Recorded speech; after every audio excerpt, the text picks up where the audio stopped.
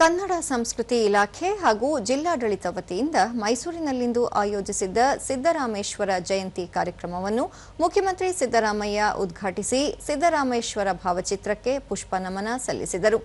ಇದೇ ಸಂದರ್ಭದಲ್ಲಿ ಹಿರಿಯ ಸಾಹಿತಿ ಪ್ರೊಫೆಸರ್ ಎಸ್.ಜಿ. ಸಿದ್ದರಾಮಯ್ಯ ಅವರಿಗೆ 2025-26ನೇ ಸಾಲಿನ ಕಾಯಕ ಯೋಗಿ ಸಿದ್ದರಾಮೇಶ್ವರ ಪ್ರಶಸ್ತಿ ನೀಡಿ ಗೌರವಿಸಲಾಯಿತು. ಬಳಿಕ ಸಿದ್ದರಾಮೇಶ್ವರರ ಕುರಿತು ಬರೆದಿರುವ ಸಿದ್ದರಾಮ ಬೆಳ್ಳಿ ಕಿರಣ ಪುಸ್ತಕ ಬಿಡುಗಡೆ ಮಾಡಲಾಯಿತು.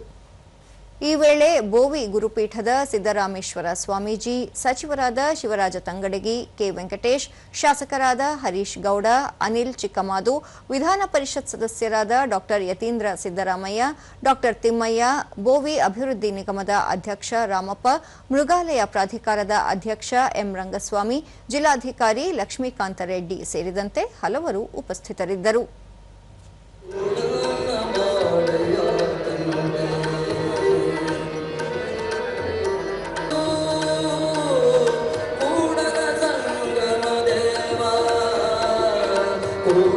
ಸಂಗಮ ದೇವಗದಂತೆ